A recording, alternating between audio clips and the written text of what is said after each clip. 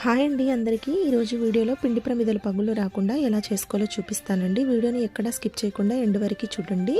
ముందుగా పిండి ప్రమిదలు చేసుకోవడానికి ఒక పళ్ళెంలోకి 2 కప్పుల వరకు పొడి బియ్యం పిండి, ఒక అరటిపండు, నేను బెల్లాన్ని నీళ్ళల్లో వేసుకొని నానబెట్టుకుంటున్నానండి. ఆ నీళ్లు వేసుకుంటున్నాను, లేదంటే బెల్లాన్ని చిన్న చిన్న ముక్కలుగా చేసుకొనైనా వేసుకోవచ్చు. అలాగే ఆవు పాలను కూడా వేస్తున్నాను. ఆవు పాలు కూడా కాగబెట్టినవి కాదండి, పచ్చి ఆవు పాలు.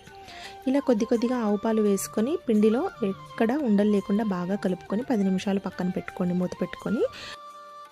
10 నిమిషాల తర్వాత పిండిని బాగా కలుపుకొని నేను 7 పిండి ప్రమిదలు చేస్తున్నాను కదండి, 7 భాగాలుగా విభజించుకుంటున్నాను. ఇంట్లో కొత్త గ్లాసులు కానీ కొత్త బౌల్స్ కానీ ఉంటే తీసుకొని చక్కగా అందులో చేసుకోండి. అన్నీ ఒకే షేప్లో ఒకే సైజులో వస్తాయి, చూడ్డానికి కూడా బాగుంటుంది. నా దగ్గర చిన్న బౌల్ ఉందండి, అందులో కొంచెం పొడి బియ్యం పిండి, అలాగే మనం ప్రిపేర్ చేసుకున్న పిండి ముద్ద చపాతీ కర్రతో లైట్గా ప్రెస్ చేస్తే చక్కగా దీపం షేప్లో వస్తుందండి. ఇలా ప్రిపేర్ చేసుకున్న తర్వాత గంధం అలాగే కుంకుమతో నామాలు పెట్టుకోండి. ఇదండి పిండి ప్రమిదల పగుళ్ళు రాకుండా ఇలా చేసుకోండి. ఈ వీడియో నచ్చితే లైక్ చేయండి, షేర్ చేయండి, సబ్స్క్రైబ్ చేసుకోండి. Thank you.